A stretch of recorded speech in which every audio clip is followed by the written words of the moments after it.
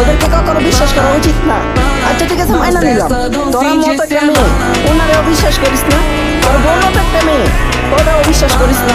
আর তুমি কি বলতে চাও যে শুধু মেয়েরাই ধোঁকা দেয়? কখনোই না, আমরা ছেলেরা আরো বেশি ধোঁকা দিই। একটা মেয়ের সবচেয়ে দামি সম্পদ হইলো তার ইজ্জত। একটা মেয়ে ভালোবাসার মানুষটাকে বিশ্বাস করানোর জন্য যে তার কতটা ভালোবাসে, এই জন্য তো শরীর দেখায়, তাই না? আর ওই জিনিসগুলোরে আমরা রেকর্ড কইরা তারপরে আবার ওই মানুষটারে ব্ল্যাকমেল করি। একটা মেয়ে যখন তোমার সাথে কথা বলতে চায় না, তখন তুমি তার মাগি বলো। আর যদি ওই জিনিসটাই তোমার বোন করে, তাহলে তুমি বলো হ্যাঁ আমার বোন অনেক ভালো, কারণ সে ভালো একটা ফ্যামিলির। আর যে কিনা অন্য বাড়ির মেয়ে, সে কি ভালো না নাকি? আচ্ছা মাইনা নিলাম যে কোনো মেয়ে একটা ছেলের সাথে কথা বলতে রাজি হয়ে গেছে, কিন্তু তারপরে যদি ছেলেটা ওই মেয়েটার পছন্দ করে, মেয়েটা যদি ওই ছেলেটার পছন্দ না করে, তাহলে তার কি খারাপ বলতে হইব?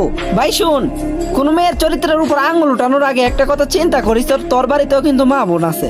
হ্যাঁ আমি মানি যে কিছু মেয়ে খারাপ, যারা তার সৌন্দর্যের অপব্যবহার করে। তার মানে এটা না যে দুনিয়ার প্রত্যেকটা মেয়ে খারাপ। তুমি নিজে যেমন কোনো জিনিস চুজ করার আগে সবচেয়ে বেস্ট যেটা এটাই চুজ করো, তাহলে তাদেরও অধিকার আছে নিজের বেস্টটা চুজ করার।